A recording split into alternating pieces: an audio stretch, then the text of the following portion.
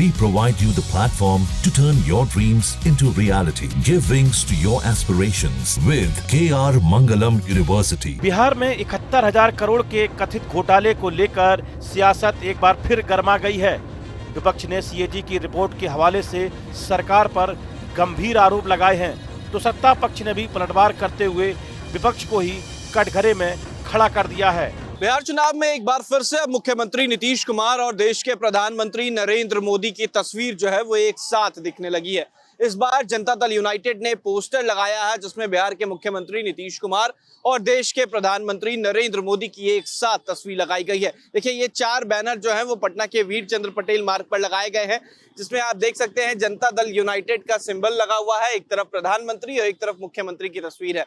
पहला जो होर्डिंग लगाया गया उसमें लिखा गया है, लग रहे उद्योग, मिल रहा रोजगार, फिर से एनडीए सरकार। और दूसरी तरफ महिलाओं की जय जयकार, फिर से एनडीए सरकार। तीसरा जो पोस्टर है उसमें लिखा गया है, नौकरी रोजगार खुशहाल बिहार, फिर से एनडीए सरकार। और चौथा जो सबसे अहम है, डबल इंजन की रफ्तार, फिर से एनडीए सरकार। यानी कि इस बार चुनाव जो है वो केवल नीतीश कुमार के चेहरे पर नहीं बल्कि देश के प्रधानमंत्री नरेंद्र मोदी के चेहरे पर भी चुनाव लड़ने की तैयारी है। देखिए, 4 अलग अलग पोस्टर्स जो है उसमें 4 अलग अलग स्लोगन्स जो है वो लिखे गए हैं, लेकिन जो आखिरी स्लोगन है, डबल इंजन की रफ्तार, फिर से एनडीए सरकार, यानी कि जो डबल इंजन जो देश में और बिहार में सरकार जिनकी है उसका रफ्तार जो है वो बिहार में नजर आ रहा है और उसी को लेकर जिक्र जो है यहाँ पर किया गया है। यहाँ पर आप देख सकते हैं 4 अलग अलग पोस्टर्स जो है वो लगाए गए हैं और चारों पोस्टर्स में मुख्यमंत्री नीतीश कुमार और देश के प्रधानमंत्री नरेंद्र मोदी की तस्वीर लगाई गई है। और इस तस्वीर के साथ ये बताने की कोशिश की जा रही है कि बिहार में जो गठबंधन की सरकार है उसके नाम पर चुनाव जो है वो नीतीश कुमार लड़ेंगे और केवल चेहरा नीतीश कुमार ही नहीं, देश के प्रधानमंत्री नरेंद्र मोदी भी होंगे। पटना की सड़कों पर लगे इन पोस्टरों ने एक बार फिर बिहार की राजनीति में भूचाल ला दिया है। आरजेडी ने सीधे तौर पर नीतीश सरकार से सवाल किया है कि सीएजी रिपोर्ट में जिन 71,000 करोड़ का जिक्र है वो पैसे आखिर कहां गए। जहां एक तरफ पटना की सड़कों पर सीएजी की रिपोर्ट के आधार पर कथित घोटालों का जिक्र किया गया है, तो वहीं आरजेडी प्रवक्ता एजाज अहमद ने कहा सरकार को बताना चाहिए कि 71,000 करोड़ रुपए का हिसाब क्यों नहीं दिया गया। ये कोई छोटी रकम नहीं है, ये जनता का पैसा है। देखिए, इससे बड़ा प्रमाण क्या हो सकता है कि आपने यूटिलाइजेशन कर लिया लेकिन उसका हिसाब नहीं दिया। और सीएजी ने जब मामले को पकड़ा है तो बेचैन हो गए। बेचैन मत होइए, सब कुछ सामने आ जाएगा और सच और सच्चाई को कोई छुपा नहीं सकता है। जिस तरह से बिहार में भ्रष्टाचार को सदाचार और शिष्टाचार का रूप दे दिया गया और भ्रष्टाचारियों को संरक्षण दिया जा रहा है, यह स्पष्ट रूप से प्रमाणित होता है। सभी विभाग जो कहीं ना कहीं पब्लिक कंसर्निंग का विभाग है उसमें बड़े घोटाले हुए हैं।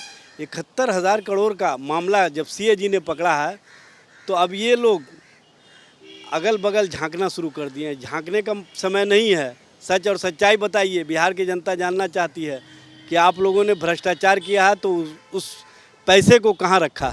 जहां एक तरफ आरजेडी ने सरकार को घेरा तो वहीं जेडीयू ने इस मुद्दे पर आरजेडी को ही घेरा है। पार्टी ने याद दिलाया कि सीएजी यानी नियंत्रक एवं महालेखा परीक्षक के चेयरमैन खुद आरजेडी के विधायक भाई वीरेंद्र हैं। जेडीयू के एमएलसी ने कहा कि अगर भाई वीरेंद्र सीएजी में है तो फिर आरजेडी को किस बात की चिंता। सामने आए, घोटालों का खुलासा करें, सरकार पूरी तरह तैयार है। कहीं पे निगाहें कहीं पे निशाना, भाई वीरेंद्र को अपमानित कर रहे हैं। भाई, सीएजी की रिपोर्ट का जांच का अधिकार किसको है? लोक लेखा समिति को है। लोक लेखा समिति का चेयरमैन कौन है?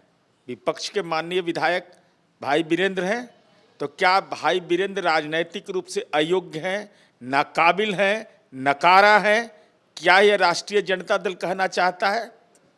चूंकि जिम्मेवारी तो उन्हीं की है, तो जिम्मेवारी उनकी है, आरोप दूसरे पर मढ़ रहे हैं। और यह देखा है कि परफॉर्मेंस के मामले में कहां पर खड़ा है। नेशनल रैंकिंग में जरा देख लीजिएगा, आपके पीएससी के चेयरमैन जो कि विपक्ष के ही होते हैं और नीतीश कुमार जी पर कोई भ्रष्टाचार का आरोप लगा देगा। अब वह व्यक्ति जिसके पिता सजा याफ्ता हों, पात्रता है आप में इस सवाल पर? 420 के आप आरोपी हैं। ये पंचायती राज विभाग हो, शिक्षा विभाग हो या नगर विकास विभाग हो, ये क्या होता है व्यवहार में? व्यवहार में यह होता है कि पंचायती राज को पैसा जाता है, उपयोगिता प्रमाण पत्र नहीं देना घोटाला है। कहाँ से पढ़ के आए हैं? अरे घोटाला तो वह था कि जो राशि आवंटित होती उससे ज़्यादा राजकोष का खजाना निकाल लिया जाता था, जिसके चलते लालू जी सजा याफ्ता बन गए। वहीं बीजेपी ने भी आरजेडी पर हमला बोला है और कहा है कि हर खर्चे का ऑडिट होता है और जहां दस्तावेज समय पर नहीं आते वहां नोटिंग होती है। इसका मतलब ये नहीं कि घोटाला हो गया। पार्टी के प्रवक्ता नीरज कुमार ने कहा कि कुछ विभागों से ऑडिट के दौरान दस्तावेज नहीं मिल पाए, तो क्या हर देरी घोटाला हो जाती है? आरजेडी सिर्फ राजनीति नौटंकी कर रही है। दरअसल आरजेडी मूर्खों की टोली है।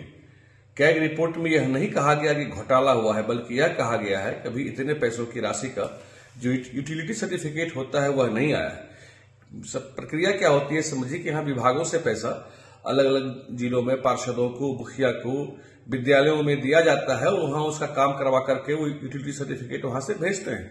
तो वो टाइम से वो नहीं भेज रहे हैं तो कुछ विलंब से वो जमा कर देंगे। उनको कहा गया है, दबाव दिया गया है कि अब जल्दी सर्टिफिकेट उसका भेजिए, तो वो उसका भेजेंगे। इसको ये लोग घोटाला करके प्रचारित कर रहे हैं, जो कि बिल्कुल निराधार है।